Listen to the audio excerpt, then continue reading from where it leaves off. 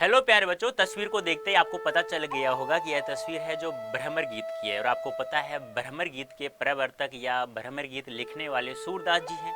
और सूरदास जी द्वारा लिखित जो पद हैं हमारे पाठ्य पुस्तक में 4 पद दिए हुए हैं, जिसमें बताया गया है कि उद्धव गोपियों को जो संदेश लेकर आते हैं वह संदेश योग का संदेश होता है, लेकिन गोपियां कृष्ण जी से गलती से प्यार कर बैठती हैं। उस प्यार को भुलाने के लिए कृष्ण जी उद्धव को मोहरा बनाकर वहां भेजते हैं। अब गोपियों को जब उद्धव संदेश दे रहा होता है तो गोपियां चुपचाप सुन रही होती हैं, बेचारी क्या करें।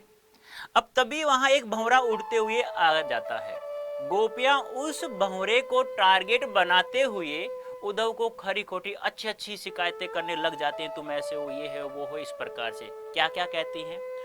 वो गोपियां उद्धव को कहती हैं व्यंग रूप में, यानी उनकी बेइज्जती करते हुए कि ए उद्धव, तुम तो बड़े ही भाग्यशाली हो, तुम कृष्ण जी के साथ रहते हुए भी उनके प्रेम में नहीं डूबे हो। फिर कुछ उदाहरण अलंकार के द्वारा, इन उदाहरणों के द्वारा बताती है कि तुम तो उस कमल के पत्ते के समान हो जो रहता तो जल में है, लेकिन फिर भी उनके पत्तों पर एक जल की बूंद भी नहीं ठहरती है। दूसरा उदाहरण देती हैं कि तुम तो उस तेल की घघरी के समान हो जो रहती तो जल में है, यदि उसे हम उस जल में डुबो भी दें तो फिर भी उसके ऊपर एक बूंद भी नहीं टिकती है। फिर गोपियां कहती हैं कि हम तो कृष्ण जी को उस हारिल पक्षी की तरह जकड़ कर पकड़ रखा है। जो प्यारे बच्चों, एक हारिल पक्षी होता है पीले रंग का, जो एक लकड़ी को अपने पंजों से पकड़ा हुआ रहता है, वो उसे छोड़ते नहीं है। वो कहती हैं कि हम तो नंद मामा के पुत्र अर्थात कृष्ण जी को मन में सुबह शाम उठते बैठते कृष्ण जी नाम रटते रहते हैं। और अब तुम हमें, जो हमने कभी सुना नहीं, जो हमने कभी देखा नहीं, ऐसी योग की बातें लाए हो जो हमारे बिल्कुल ही पल्ले नहीं पड़ती हैं।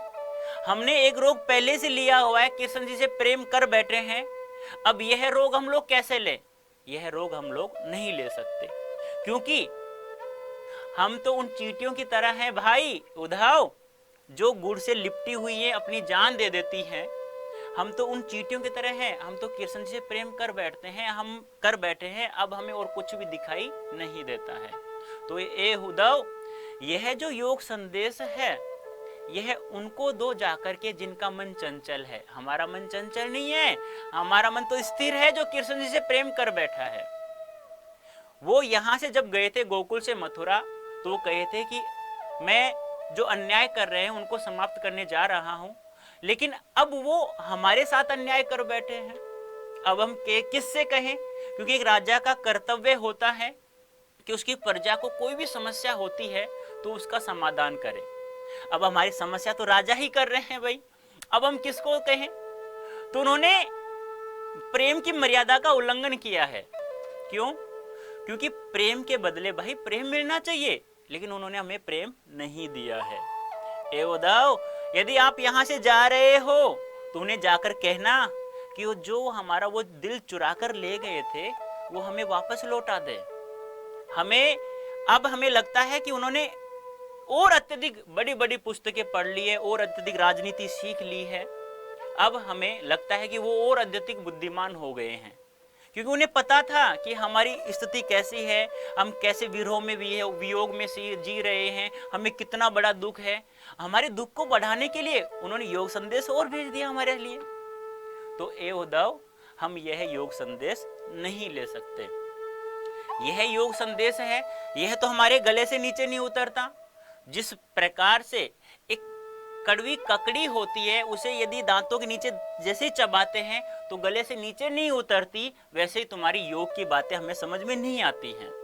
हमें ये न दे, क्योंकि हमारा मन चंचल नहीं है, हमारा मन स्थिर है।